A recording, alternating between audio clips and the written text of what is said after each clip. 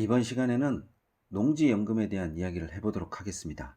그런데 농지연금을 받으려고 하거나 농지연금을 염두에 두면 일단 농업인에 대한 것들을 알아둬야 하는 거죠. 왜냐하면 농업인만 농지연금을 받을 수 있는 자격이 있기 때문이죠. 그러면 일반 사람들이 농업인에 대한 자격을 갖추고 난 다음에 시작하는 것이 맞냐? 아니면 일단 농지를 소유하고 농업인이 되는 게 낫냐? 이것은 선택의 문제이긴 하지만 저는 농지를 취득하려고 하는 그 시점에서 농지연금에 대한 생각은 누구나 한 번씩은 해봐야 된다라고 봅니다. 농지연금이 간단하다고 하면 굉장히 간단한 구조로 그렇게 되어 있어요. 그런데 그것이 간단하지 않다라고 생각하면 꽤 여러 가지로 복잡한 일들이 많이 일어나죠. 자, 우선 농업인 조건을 한번 보도록 하겠습니다. 이 조건은 웬만하면 맞추는 것이 좋아요.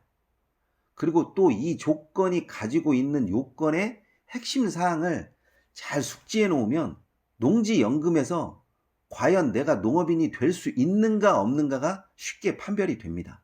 1000제곱미터 이상의 농지를 소유하거나 임대한다라고 그렇게 나와 있어요. 말 그대로 1000제곱미터 이상이면 300평 정도 돼요.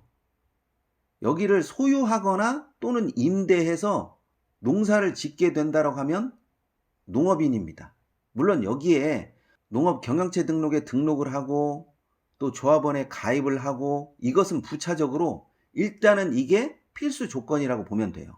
이렇게 딱 1000제곱미터 이상의 농지를 소유하거나 임대해서 농사를 지어야 한다라고 하면 1000제곱미터 이상이라고 하는 이 면적에 꽂히시는 분들이 굉장히 많아요. 근데 면적에 꽂히려고 할 필요는 없고요. 여기 5번을 보면 330 이상 제곱미터의 비닐하우스나 온실 등을 설치한다. 그러니까 100평 정도의 비닐하우스를 설치하면 이 면적의 요건이 깨지는 거죠. 즉 1000제곱미터 이상의 농지를 소유하거나 임대한다라고 하는 그 개념에서 확 꺾이는 거예요. 자, 그럼 비닐하우스를 어떻게 지어야 한다라고 하는 그 규정이 없습니다. 따라서 어떻게 비닐하우스를 지어서 어떤 식으로 활용하느냐 하는 것은 다른 문제예요. 두 번째, 1년 중 90일 이상 농사를 지어야 할 것. 이게 90일 이상 농사를 지어야 한다라고 하는 것이 어느 딱 시점부터 90일을 딱 계산하는 그런 게 아니에요. 누가 봐도 1년에 석 달 이상은 농사를 지었을 것이라고 보여지는 그런 농지를 말하는 거지.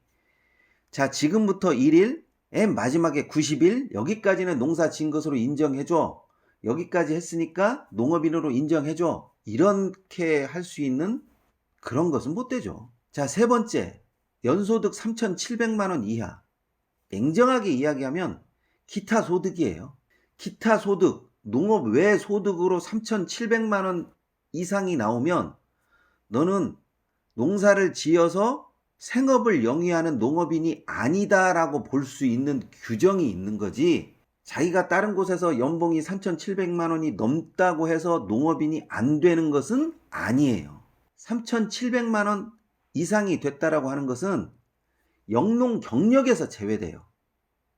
즉, 내가 1년 동안 농사를 열심히 지었는데 영농 경력에서 이 기간은 빠져요. 3,700만 원 이상의 연봉을 받았기 때문에.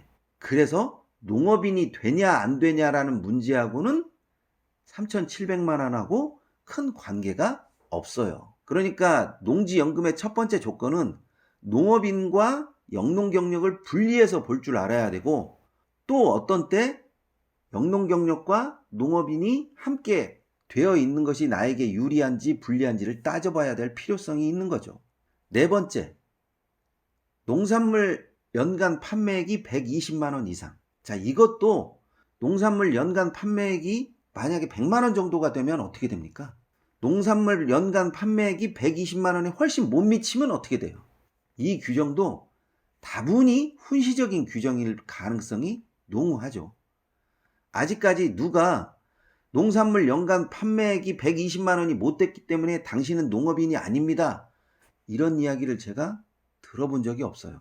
면적 규정은 1000제곱미터 이상의 농지나 아니면 330m 이상의 비닐하우스, 이 둘 중에 하나를 선택하는 거죠. 그리고 꼭 농지를 가지고 농사를 지어야 하고 이런 개념보다 요새는 농업인이라고 하는 범위가 굉장히 넓어졌어요. 가축이나 동물 사육, 그리고 일정 규모의 곤충? 이것도 사육을 했을 때 농업인으로 봅니다.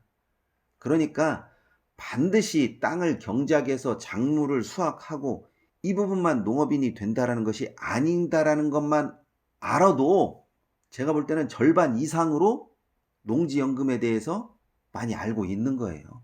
자, 그래서 다시 한번 제가 말씀드리면 1000제곱미터 이상의 농지를 소유하거나 임대, 두 번째, 면적이 1000제곱미터 이상이 안 된다고 했을 때 100평 정도의 비닐하우스만 설치해서 활용을 할 수 있는 사람은 농업인이 될 수 있다라는 거죠.